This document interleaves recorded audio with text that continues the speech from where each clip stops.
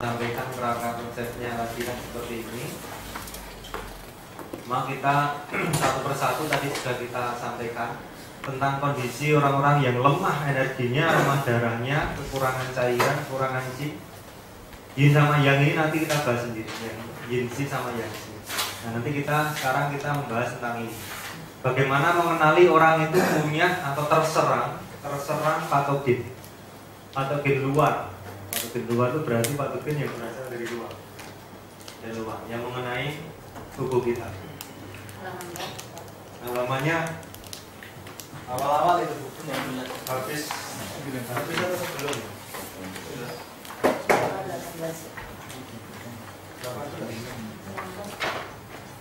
Minta ini Pak dipandu dengan halamannya Pak biar catatnya gitu. Halaman 40. 6 patogen yang dikeluarkan dalam terapi bekam. Halaman 40. Halaman 40.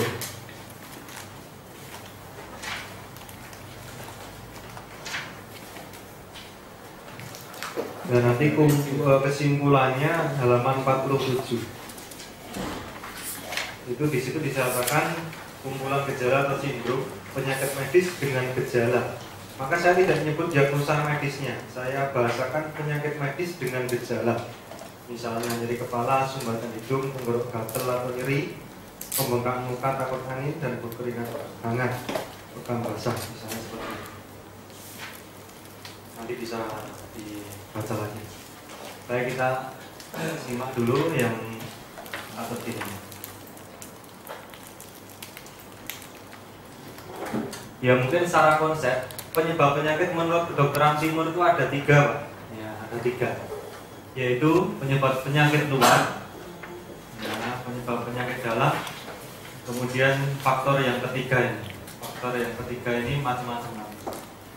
Penyebab penyakit luar ini yang tadi itu ada 6 tadi. Kemudian penyebab penyakit dalam PPD itu 7 emosi yang tidak normal. 7 emosi seperti tadi marah yang tadi di tabel itu, sedih dan sebagainya. Kemudian faktor ketiga ini macam-macam.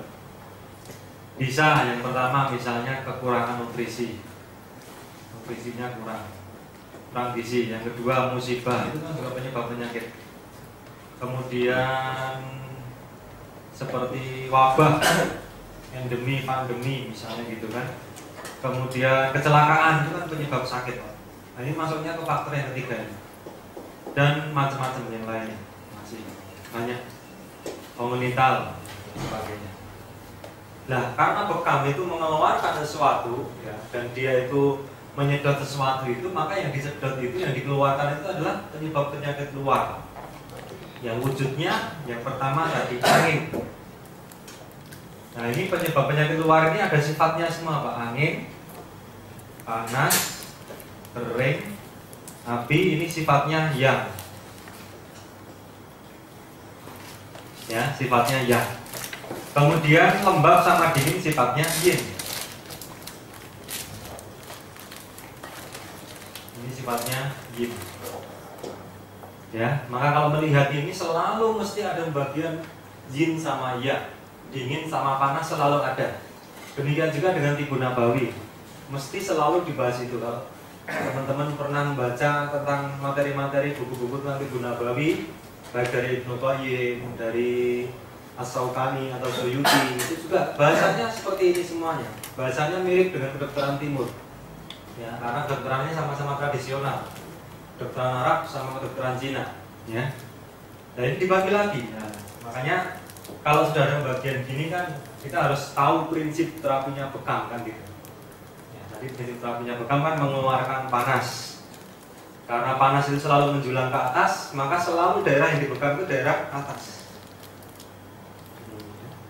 Sekarang bekam itu daerah bawah itu sangat jarang. Mesti selalu daerah atas karena mencari daerah terkumpulnya panas. Soalnya lembab itu Lembab. Oh, ini maksudnya itu dingin, bukan yin ya, dingin. Ini dingin. Lembab sama dingin itu masuk. Jadi kan patogen ada 6, 1, 2, 3, 4, 5, 6. Ini sifatnya panas, ini sifatnya dingin atau yin. Atau penyebab-penyakit yang lain seperti perilaku yang salah, ya, terlalu banyak makan yang berlemak, atau makan buah-buahan terus, misalnya gitu. Itu juga nanti semakin drop. Saya kemarin ada pasien itu yang dia itu disuruh sama seorang dokter karena memang dulu trigliseridnya tinggi, kolesterolnya tinggi, maka suruh makan pisang, apel, pir, kemudian apa itu semuanya itu di jus. Ya seperti itu, buah-buahan yang sifatnya dingin semua. Nah, akhirnya karena tidak melihat keseimbangan, ya diminum terus ramuan itu. Ya, buah-buahan tadi itu diminum terus setiap hari. Timun, nah, timun tuh setiap hari bahkan sampai 3 mentimun itu. Suruh makan mentimun 3. Nah, kondisi sekarang yang ada adalah HB-nya ngedrop. HB-nya ngedrop, orangnya pucat. Ya, karena terlalu banyak tadi makan makanan tadi. Nah, saya sampaikan dulu memang benar Pak dokter itu menyarankan itu, saya bilang gitu. Tapi harus dilihat kondisinya. Kalau dulu itu tidak seimbang, misalnya terlalu panas gini, ini sudah seimbang gini, harus di stop. Herbal itu atau anjuran-anjuran itu harus di stop kalau sudah seimbang. Kalau diteruskan nanti malah jomplang gini jadinya, malah jadi ngedrop. Nah inilah kalau kita berbicara tentang konsep pemberian gizi atau konsep pemberian herbal juga seperti itu. Kalau terus-terus diteruskan nanti malah jomplang sebaliknya. Ya, seperti itu. Contoh misalnya pengalaman ada kejadian ada orang yang anyang-anyangan bahasa Inggrisnya apa ya?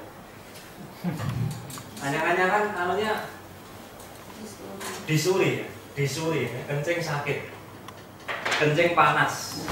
Waktu itu ada kejadian seorang pasien ditangani teman kita. Ditangani dikasihnya herbal dingin alang-alang Bapak Liman kalau nggak salah. 1 hari 2 hari anyang-anyangnya hilang, tapi dosisnya kebanyakan. Nah yang terjadi apa?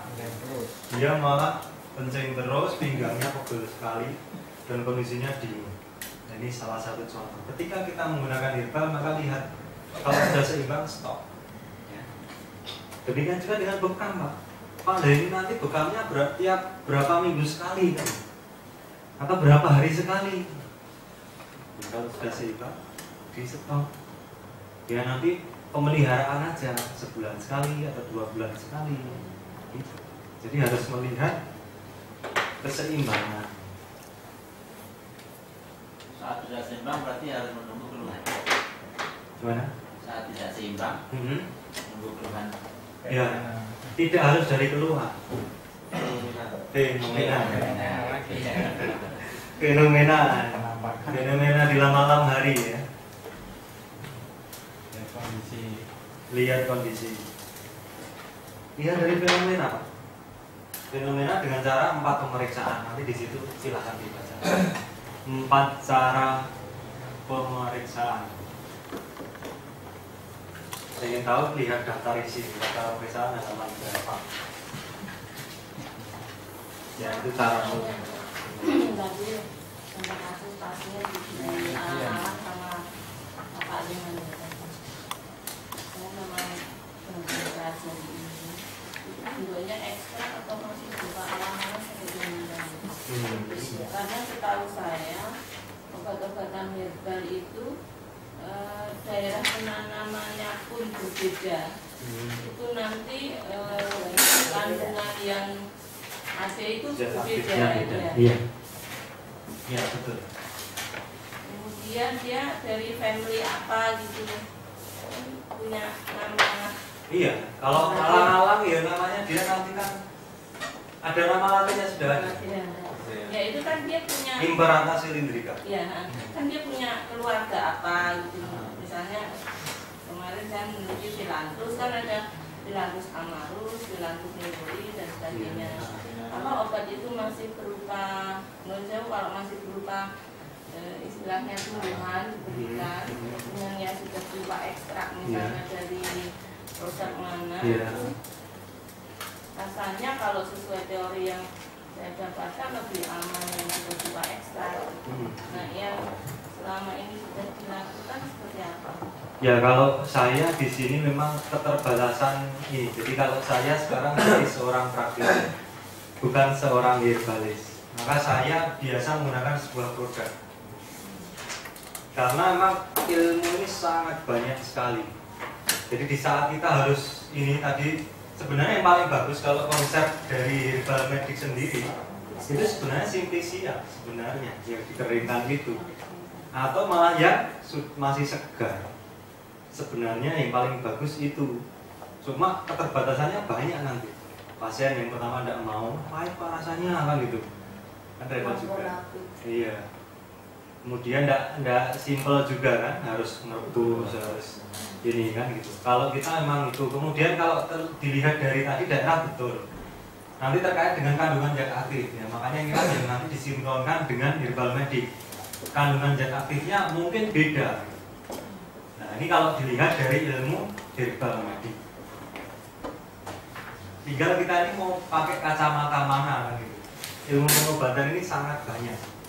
Kalau pakai kacamata herbal medik nanti yang dipelajari disuri tadi seperti itu, karena ada proses seperti itu maka dipakai kembali karena dia ada zat aktif ini sehingga dia bisa sembuh. Ada. Nah ini tinggal kita mau pakai yang mana. Kalau artinya tanaman herbal tadi sudah banyak yang diekstrakkan gitu. Mungkin pertanyaan saya. Kalau yang kita pakai biasanya serbuk simplisia. Ya ekstrak juga ada. Macam-macam. Jadi ada yang simplisia itu digiling, nanti wujudnya sudah serbuk, dikapsuli itu ada. Atau diekstrak dulu itu juga bisa. Atau simplisia itu sendiri, atau wujud sediaan basah. Nah nanti main dosis juga biasanya seperti ini.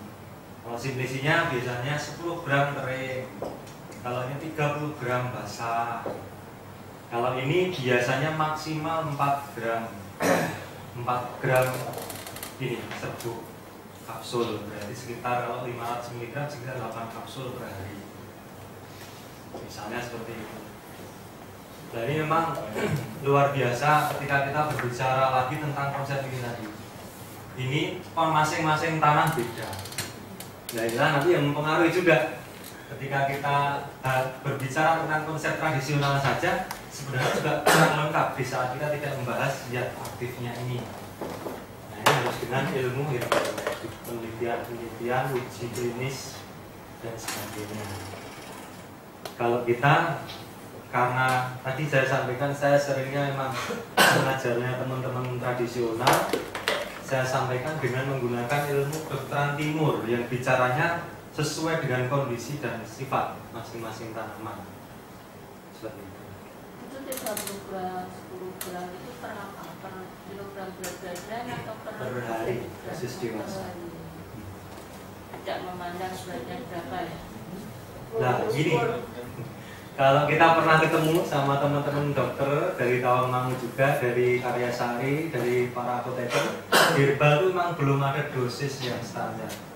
Ditanya itu pada bingung semua, dosis herbal itu berapa? Tidak ngerti, belum tahu. Itu yang aneh di herbal. Habis fitofarmaka itu sudah berani makan dosisnya sehari 150. Ya bisa juga, makanya itu tadi kan tergantung ini tadi Bu. Ini tadi kalau mau sudah ekstrak nanti lebih kecil lagi biasanya. Lebih kecil lagi dosisnya. Kalau kita yang di sini biasanya pakainya ini sih kebanyakan karena yang masih murah. Nah di sini kan ini biasanya agak mahal. Nah ini pakainya yang ini. Sebenarnya masih tergolong jamu. Makanya yang sering sekarang dinaikkan itu adalah dokter yang saya pakai jamu. Jadi ilmuwan tentang jamunya, bukan ininya. Kalau ekstrak ini yang di Indonesia yang sudah diekstrak itu kalau tidak salah katanya baru ada belasan, kalau tidak salah 7 atau malah cuma berapa gitu kan. Seperti meniran itu sudah jadi fitofarmaka kan gitu. Kemudian seledri. Akhirnya apa? Cerita itu kan Papros kalau tidak salah itu kerugiannya besar. Karena membentuk tensigat itu, kalau tidak salah penelitiannya miliaran, tapi dokter tidak pada gunakan, repot kan. Jadi Akhirnya apa? Pemerintah menggunakannya yang ini. Kalau sampai pintu paru-paru tuh biayanya besar, tetapi terkadang ya secara khasiat tuh ya tidak begitu lebih dengan ini lah. Jamu sama aja. Yang penting nanti terstandar, herbal yang terstandar pengolahannya, pengeringannya dan sebagainya. Itu mainnya di sana. Kalau di tataran klinis, praktisi, banyak kan nanti arahnya ke sini biasanya karena terkait dengan jadi diberikan ke pasien. Sama yang dipunyanya Menkes sendiri wujudnya simplisia malah, bukan ekstra, simplisia. Jadi kalau saya lihat tuh di sana pakai tas kresek gitu seperti kita ke Sinsei tuh. Jadi nanti dikasih berapa bungkus itu, satu bungkus ini untuk direbus langsung itu seperti ini. Ya ilmu herbal sangat luas sekali ya, sangat luas sekali. Kalau saya lebih suka ke arah ininya, bagaimana secara di pasiennya, makanya saya kemarin lebih cenderung fokus ke praktisi. Karena terus terang kalau secara keilmuan memang rumit sekali. Di saat kita pandang dengan ilmu kedokteran barat juga luar biasa sekali ini ya, punya ini mengandung ini. Jadi memang subhanallah memang bisa dipandang dari mana saja. Kita mau pakai ilmu yang mana. Jadi ini penyebab penyakitnya ada luar, ada dalam, ada perilaku yang salah atau faktor musibah, faktor keturunan. Ya, seperti itu. Nah untuk penyebab penyakit luar ini yang paling berperan nanti adalah angin. Angin. Kalau nanti dimediskan angin itu bisa wujudnya radang bisa, tergantung fenomenanya. Nanti kita lihat.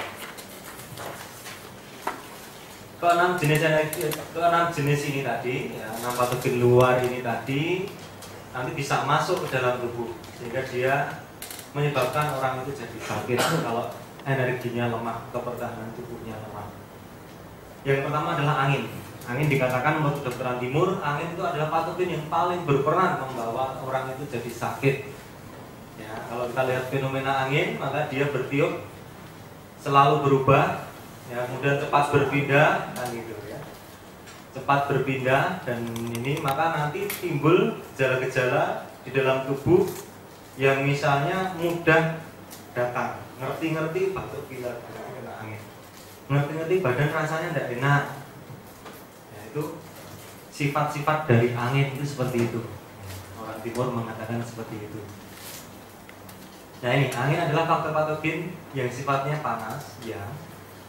Ditandai oleh penyebarannya ke atas dan keluar. Nah, menyerangnya mesti kepala dan muka. Nah kalau kita itu baru masuk angin, mesti yang jadi sasaran angin itu mesti kepala dan muka atau bagian luar tubuh. Badan rasanya greges, pusing, ya. Kemudian rasanya badan permukaan tubuh itu bisa dingin, bisa panas. Karena nanti mempengaruhi buka tutup pori-pori kulit angin itu. Kalau itu berubah warna. Muka itu terserang angin bisa merot, bel palsi itu bisa dari angin. Maka suatu ketika saya kan iya, suatu ketika itu saya ada teman-teman itu, Pak kemarin anak tetangga saya naik motor kemudian kena stroke. Saya bilang kita bukan dokter, tidak usah pakai diagnosa dokter bu, malah salah saya bilang gitu. Ya pakainya aja, oh terkena angin ya, terkena angin kemudian mulutnya merah, dia dipekam di